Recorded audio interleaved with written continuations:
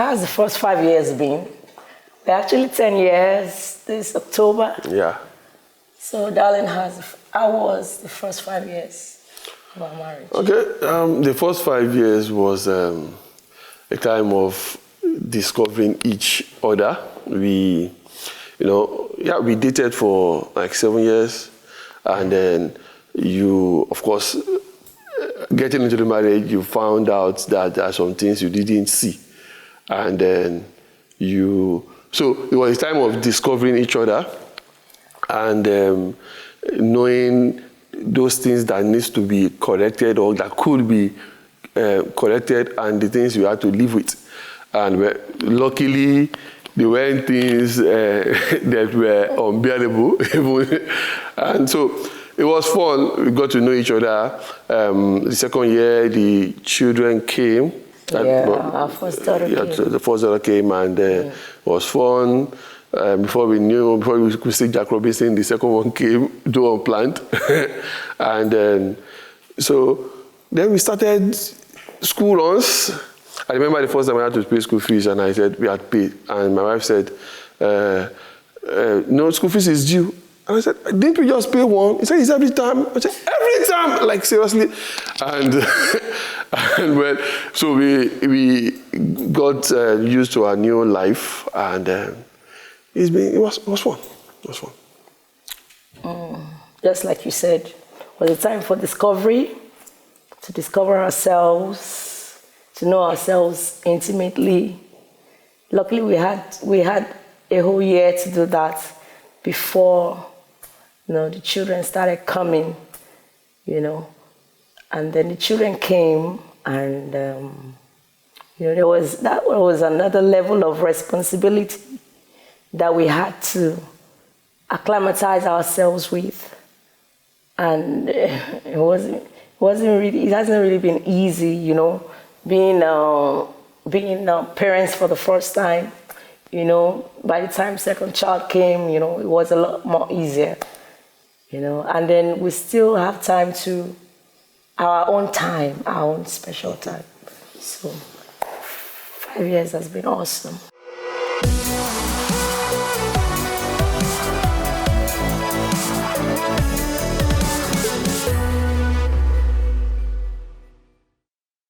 How did we meet?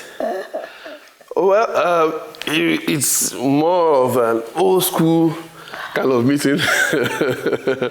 Okay, we attend the same church, the same youth fellowship. I think I was the youth president at that time. And and so I had a challenge with school. I just changed school. I left one to start another, and I was having a bit of confusion and needed some clarity. I had set a setback of about 2 years in my education, and it was at that time I was really spiritual and praying and asking for direction, and so I remember praying, and I told God, I want evidence of answered prayers. I want at least the things I've said I needed answers to. Let someone just come tell me. At least I'll be sure that God really, that is a God and He really answered prayer.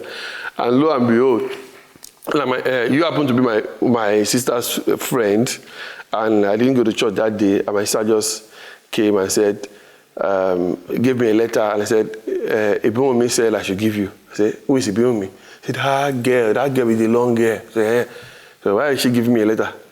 I said, I don't know. And I read the letter, and he read, well, I don't know why I'm writing to you, but it looks like God wants me to write to you. And then he just confirmed the things I've been praying for confirmation about. And so we set out days to meet, because we were just acquaintances then. And we set out a time to meet. And after our first, second meeting, I just thought, wow, this is exactly what I'll be looking for now. Why look further? And then, so that was the beginning of the whole thing. How did we meet? I remember there was a time that was my first time actually at the youth fellowship in the church. And then this tall, handsome guy came to welcome me. And I was like, whoa, who's this guy? And it was well dressed. You know, in those days, way back then, 18 years. 18th century? Yeah. No, 18 years ago, you know, he was tucked in. You know, he was looking so neat. And I was like, oh, who is this guy? And the next thing, when I got home, I was like, God, just give me a word for this guy. I like this guy, give me a word for him. And I picked up a pen, paper. I started writing what the Spirit led me to write. And then it happened to be exactly what he had been asking God for. So that was how we met. What was my first impression about you? It's like I said earlier, this tall, dark, and handsome guy here, you know, that really got me, you know. Was well dressed, well talked in. I can never forget that thought. I always say it anywhere. It was well talked in. And I was like, this guy must be, you know, a responsible guy. And about the talking in, hope you know that you were because my shirt was short.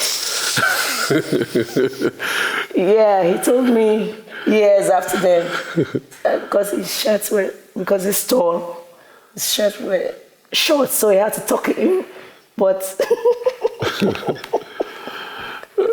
okay, so what was my first impression about you?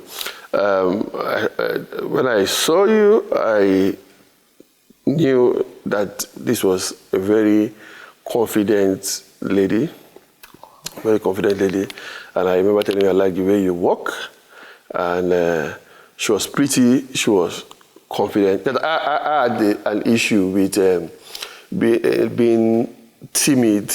You know, I really wouldn't talk out more. I crawled into my shell much more growing up. And so seeing someone who could express herself boldly with people was a real turn on for me. So I thought this was someone that would compliment me. How has having children affected our sex life? It started very terribly. I remember when we had our first child, and she can cry for Africa. And she can cry for Africa. And well, I like to carry babies, I still do. And so even though I'm going to work the next day and she's not, she's on maternity leave, I still be the one to rock her for 2 hours through the night and all that. And well, as she grew older, yeah, she was still a baby, but she just likes to cry.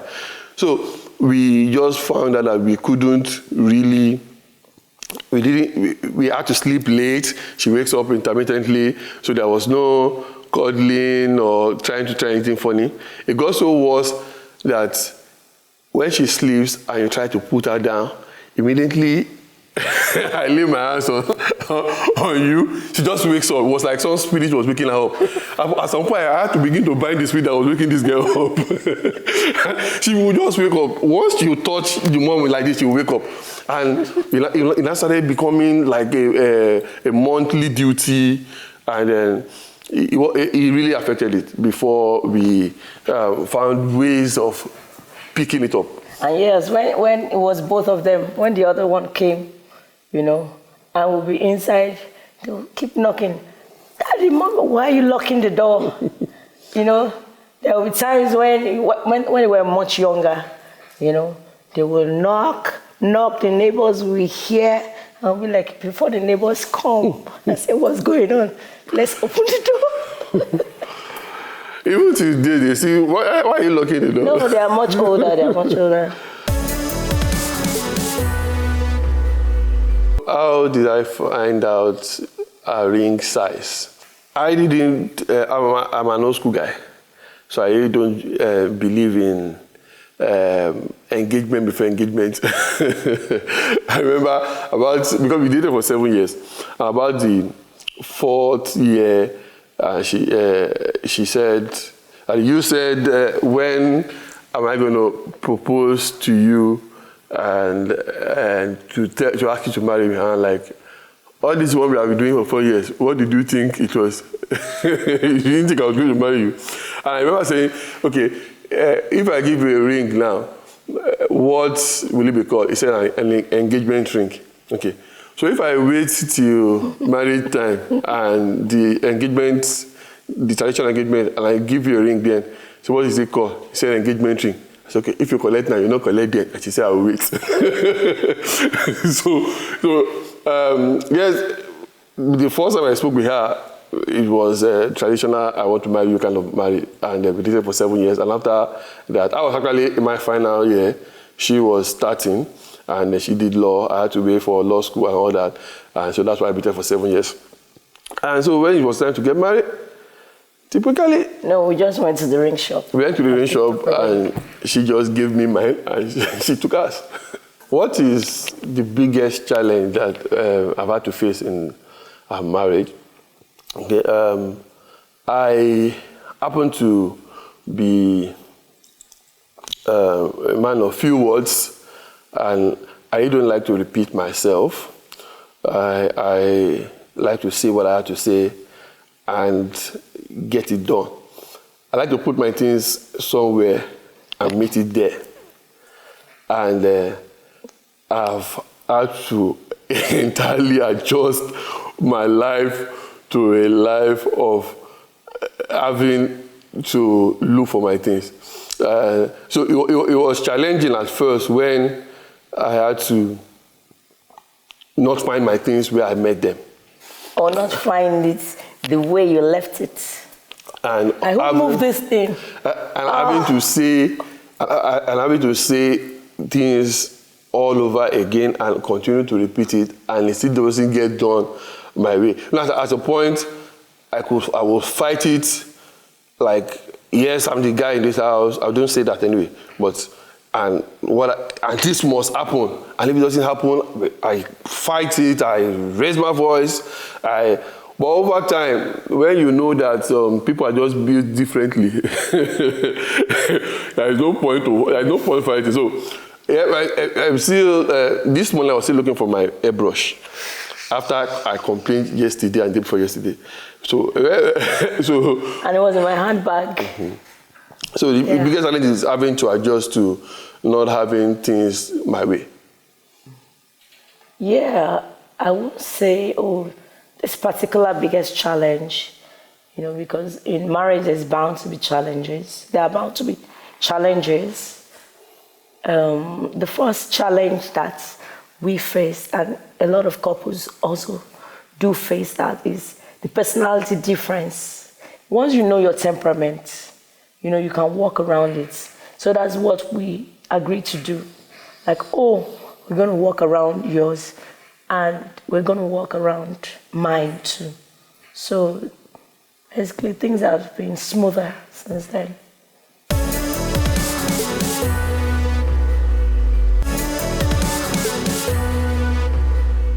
How has marriage changed you? How has marriage changed me? Okay, marriage has changed me in the sense that trying to always have my way would only bring chaos, it bring trouble. Where it brings a silence that is so loud in the house. So marriage has changed me to be able to accommodate other people, and to always give to always allow, how would I call it now? It was either black or white for me, and marriage has now allowed me to start seeing some shade of grey. If it wasn't white, then it was a black. But I haven't been married to you, and I now have to consider some shades of grey. Okay. Who is the first person you thought you'll be marrying? Who is the first person I thought? You. Oh. Yes. Okay. So I'm the finest boy. Don't mention. No, I can't complain. That was like 20 years ago. Mm-hmm. So it was you. Okay. What are my 3 best qualities? Yeah. Your 3 best qualities.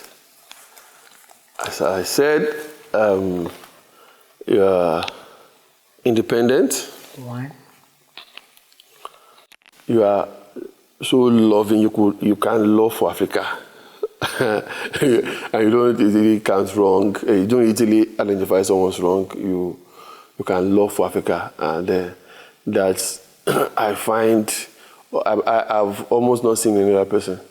And so independent, you love we love deeply, and then you love God. You go for it. 3. Wow.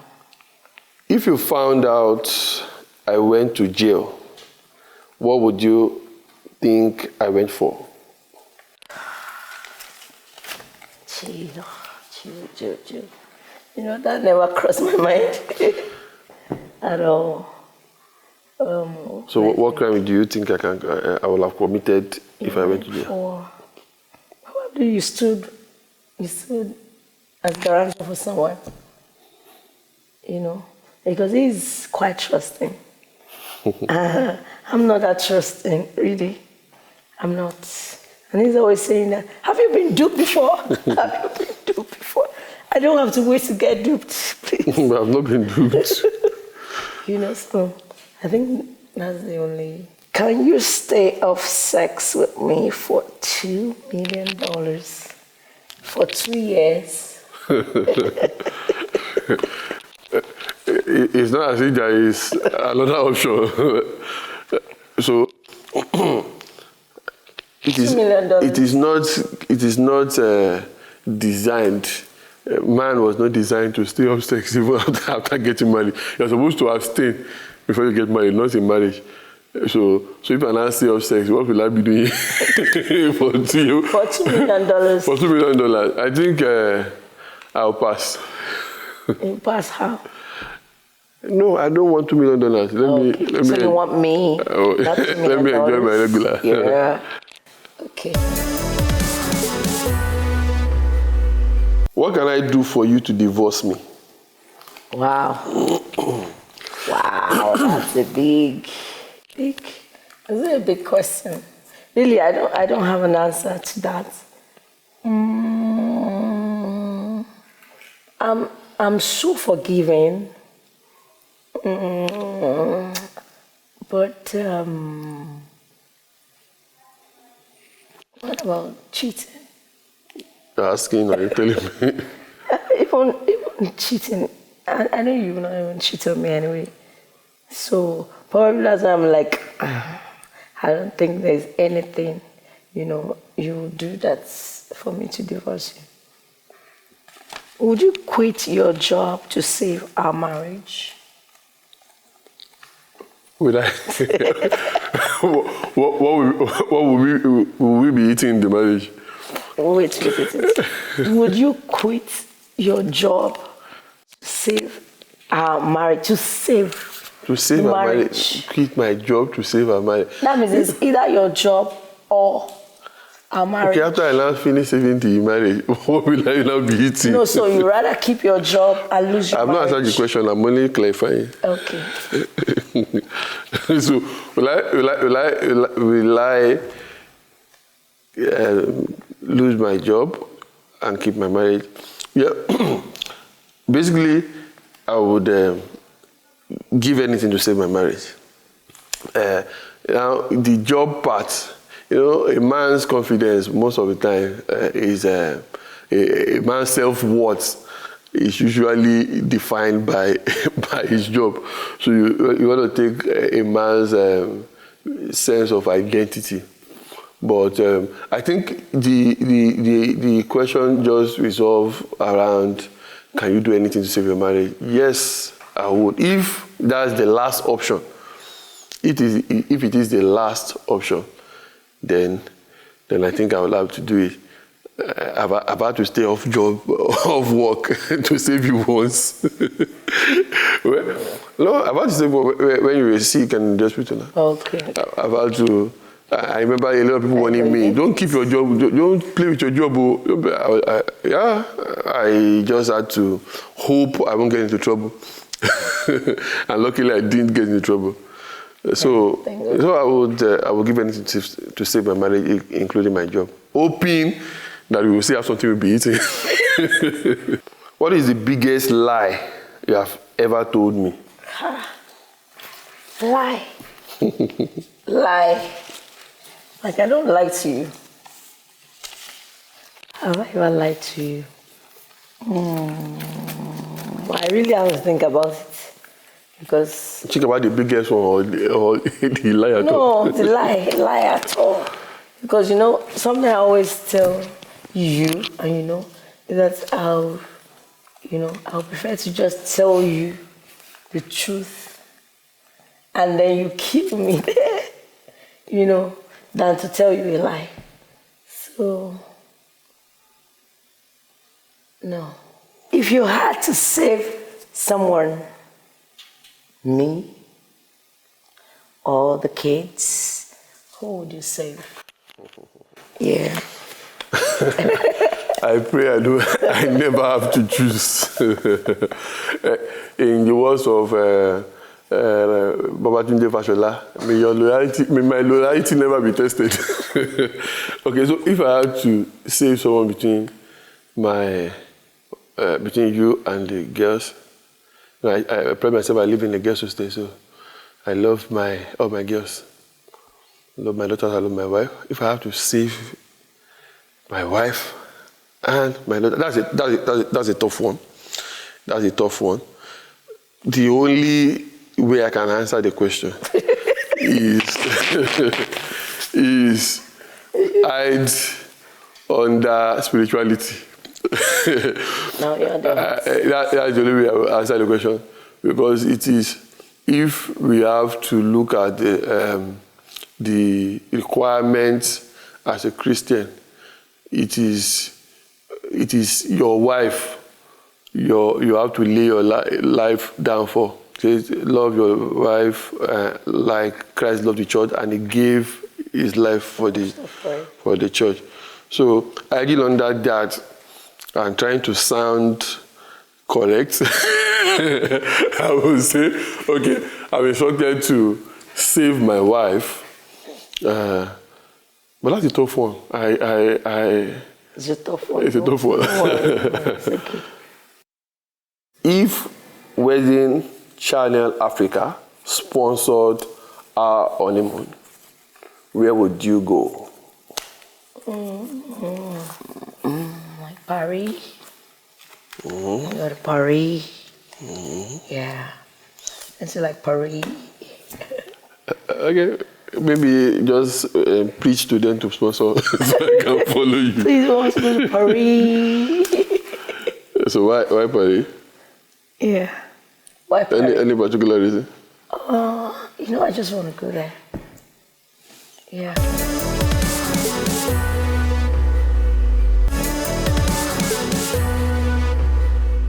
Hey, this is to my darling husband, Omotala Adeyemi, my one and only forever.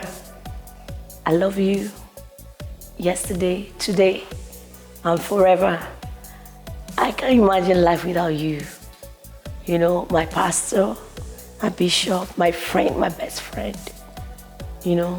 Like sometimes you act as a dad to me.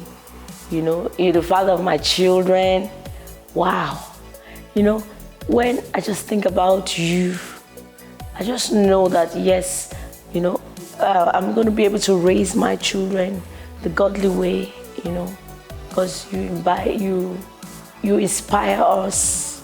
That's your girls. You inspire us so much. I love you. I love the fact that, you are disciplined. You're a disciplined man. You're a family man. You are a man of integrity. Your yes is yes, and your no is no. I just can't imagine life with any other person but you. Forever, you will be my love, my one and only love. Love you, baby, so much. Love you, boo. Mwah. my ADEYEMIS, I want to let you know that I love you so much, and even differences cannot come in between us, cannot change that. You are the only woman I've been with, my first girlfriend who turned my wife, and I saw in you everything I need, and I've had no reason to want to look out. So I love you so much for completing me. I would choose you again and again above all ladies. God bless you. God bless you for the things you do for me. You know, at times I want to say I will be so useless without you, because you've spoiled me in terms of getting everything for me. I seem not to be able to get anything for myself. And when you're not around, it looks like my life is not complete. So I love you so much, and I'll choose you again and again and again.